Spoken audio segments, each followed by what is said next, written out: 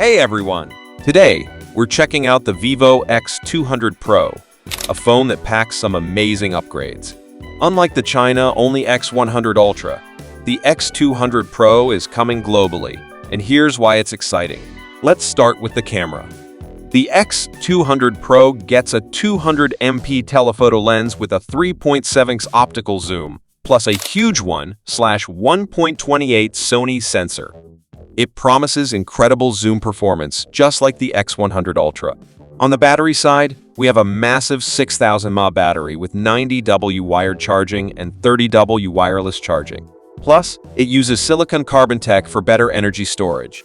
The display is a 6.78-inch LTPO AMO LED with 120 Hz and up to 4,500 nits brightness, perfect for bright outdoor use.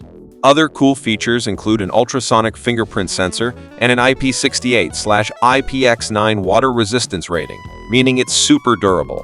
So, the Vivo X200 Pro brings flagship features to a global audience.